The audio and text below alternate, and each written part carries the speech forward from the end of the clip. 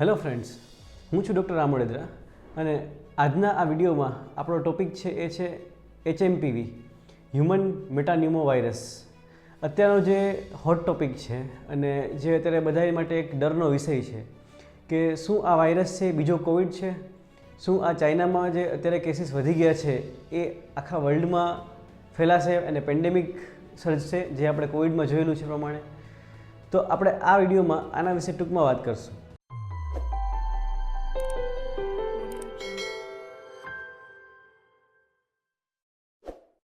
Human મેટાન્યુમો virus એક RNA virus છે જે બીજા ઇન્ફ્લુએન્ઝા વાયરસ કે કોવિડ વાયરસ જેવું જ એનું બંધારણ છે. પણ સારી વાત એ છે કે આ વાયરસ છે જૂનો વાયરસ છે. છેલ્લા 60 વર્ષથી આ વાયરસ આપણા વાતાવરણમાં છે અને સૌથી પહેલી વાર એ 2001માં નેધરલેન્ડમાં ડિટેક્ટ થયો હતો. એ પછી 2007માં પણ અમેરિકામાં એનો આઉટબ્રેક થયો હતો અને વચ્ચે એ બીજા આઉટબ્રેક પણ એના નોંધાયેલા છે. એટલે આ કોઈ નવો વાયરસ નથી. આ વાયરસ છે એ કોમનલી શિયાળામાં એટલે કે શિયાળાના પાછળના ટાઈમમાં એટલે કે લેટ વિન્ટર ફેઝમાં છે જોવા મળે છે. શું કામ? કેમ કે શિયાળાના ટાઈમમાં જ્યારે સૂકું વાતાવરણ હોય છે, ઠંડુ વાતાવરણ હોય છે, ત્યારે આ વાયરસ છે લાંબો ટાઈમ સુધી સર્વાઈવ કરી શકે છે વાતાવરણમાં. તેમજ ઠંડીને લીધે આપણા જે માણસોમાં નાક અને ગળામાં જે મ્યુકસ મેમ્બ્રેન હોય છે એ છે સુકાઈ જાય છે, જેથી કરીને એની વાયરસને ટ્રેપ કરવાની કેપેસિટી ઘટી જાય છે અને ઇન્ફેક્શનના ચાન્સ વધી જાય છે. તો આટલી બીક શાને લીધે? કેમ કે આ વાયરસે ચાઇનામાં અત્યારે આઉટબ્રેક કર્યો છે તો એના કેસીસ વધી ગયા છે. તો એની શક્યતા એવી છે કે આ વાયરસ કદાચ છે એની મ્યુટેટ થયેલો હોય, એટલે કે વાયરસ છે એના બંધારણમાં એને પોતાના બંધારણમાં ફેરફાર કરી અને ઇન્ફેક્શનની શક્યતાઓ છે તેમ ઇન્ફેક્શન કરવાની કેપેસિટી છે એની વધી ગઈ હોય. આથી કરીને વધારે કેસ ચાઇનામાં જોવા મળે છે. પરંતુ ચાઇનામાં અત્યારે ખાલી આ વાયરસ નથી પણ બીજા એટીપિકલ ન્યુમોનિયા તેમજ બીજા અમુક ઇન્ફેક્શનના કેસીસ પણ ઘણા બધા જોવા મળે છે. તો ખાસ આ વાયરસ લીધે આપણે કેટલી બીક રાખવી છે એ આપણે જોવાનું છે. ટ્રાન્સમિશન એટલે કે આ વાયરસ કેવી રીતના ફેલાય છે.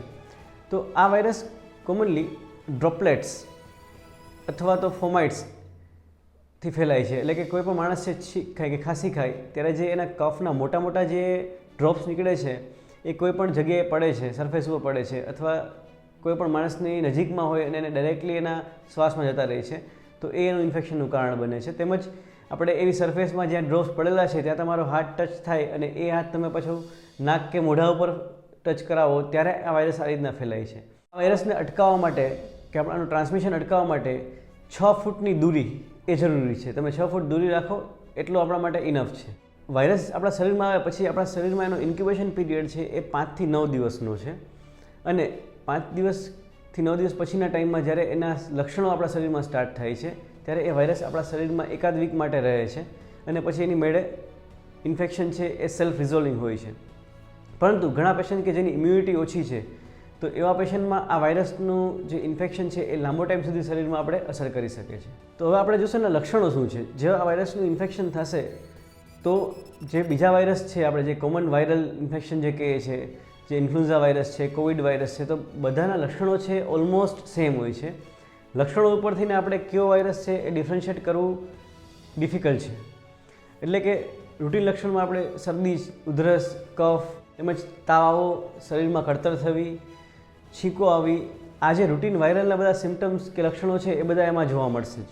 પરંતુ અમુક માણસો જેવા કે નાની એજમાં બાળકોમાં ખાસ કરીને 1 વર્ષથી નીચેની ઉંમરના બાળક છે એમાં ખાસ, તેમજ મોટી ઉંમરના એટલે કે 60 વર્ષથી ઉપરના જે વૃદ્ધ છે એ ઉપરાંત અમુક બીમારીઓ છે જેવી કે શ્વાસની તકલીફ છે, અસ્થમા છે, COPD છે, તેમજ અમુક માણસો છે જેને HIV ઇન્ફેક્શન છે, જે લોકોને કિડની કે લીવર ટ્રાન્સપ્લાન્ટ કરેલું છે અથવા જે લોકો કિમોથેરાપી ઉપર છે અથવા સ્ટીરોઇડની દવા જેની ચાલુ છે, આવી રીતના કોઈ પણ ઇમ્યુનો કોમ્પ્રોમાઇઝ માણસમાં આ વાયરસ છે એ ઉપર જે શરદી ઉધરસનો જે ઉપરના ગળાના ભાગથી નીચે ઉતરી અને ફેફસામાં જઈ શકે છે અને ફેફસામાં બ્રોન્કાઇટિસ, બ્રોન્કોલાઇટિસ તેમજ ન્યુમોનિયા જેવી બીમારી કરી શકે છે અને એવા લોકોને શ્વાસની તકલીફ ઉત્પન્ન થાય અને એવા લોકોને ICUમાં ભરતી કરવાની જરૂર પડે છે. આ વાયરસનું આપણે નિદાન કઈ રીતના કરવું અને જો એ વાયરસ સેલ્ફ લિમિટિંગ એટલે કે એની જે બીમારી છે મોટાભાગના માણસને સિમ્પલ વાયરલ તરીકે જ મટી જતી હોય તો શું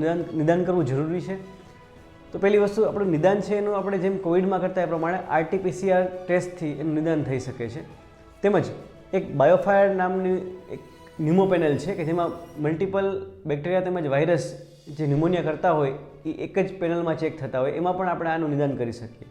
હવે એનું નિદાન કરવું જરૂરી છે કે નહીં, તો એના માટે જે પેશન્ટ મેં તમને કીધા એ પ્રમાણે કે જે હાઈ રિસ્ક પેશન્ટ છે, જેને ન્યુમોનિયાને ઇફેક્ટ થઈ છે, આઈસીયુમાં ભરતી છે, એવા પેશન્ટમાં એનું નિદાન કરવું ખાસ જરૂરી છે. કેમ કે જો આ વાયરસનું આઇસોલેશન અથવા આનું આપણે નિદાન કરી શકીએ તો એવા પેશન્ટને આપણે ખોટી અનનેસેસરી એન્ટીબાયોટિક આપવી ન પડે અને એનો ખર્ચો ઓછો થાય, તેમજ એની સાઇડ ઇફેક્ટ ઓછી થાય અને આપણે વાયરસની એ પ્રમાણે પ્રોપર ટ્રીટમેન્ટ કરી શકીએ.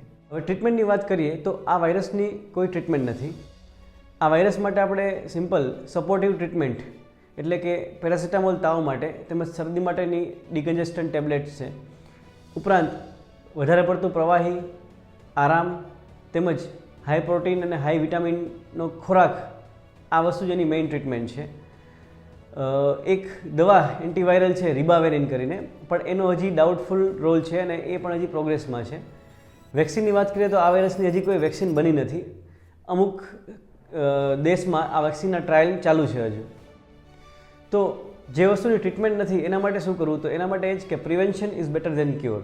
એટલે આપણે આપણું ધ્યાન રાખો, વાયરસનું ઇન્ફેક્શન આપણે ન થાય ધ્યાન રાખો. તો એના માટે શું કરવું, તો સેમ વસ્તુ જે આપણે 2020-2021માં કોવિડ ટાઈમે જે ફોલો કરી છે એ જ આપણે ફોલો કરવાની છે.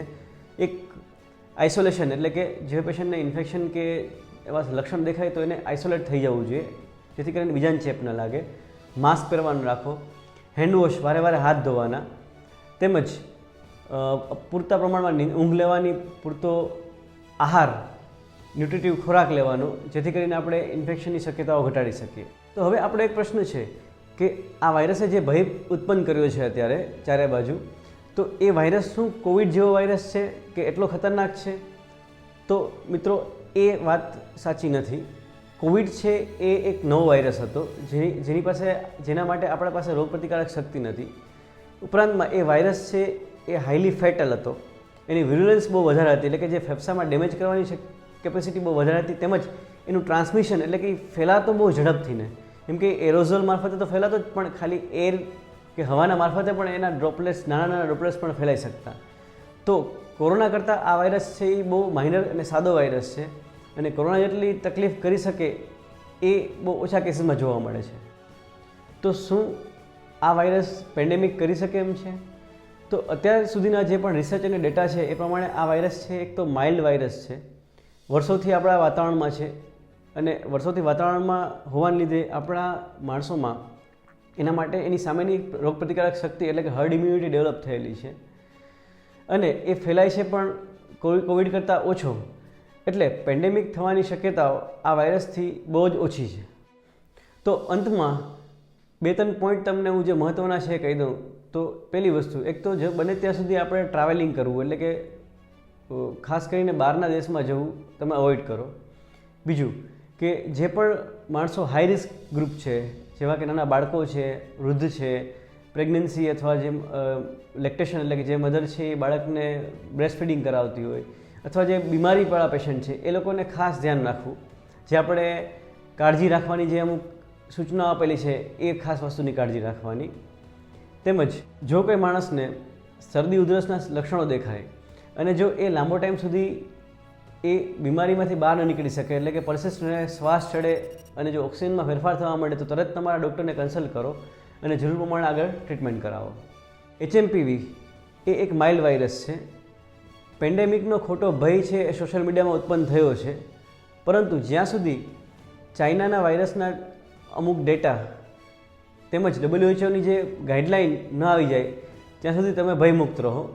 તમને કીધી હતી સાવચેતી રાખો અને આપણા પરિવારનું ધ્યાન રાખો અને આ વિડીયોને શેર કરો, જેથી કરીને આપણે આ વસ્તુનું પ્રિકોશન લઈ શકીએ.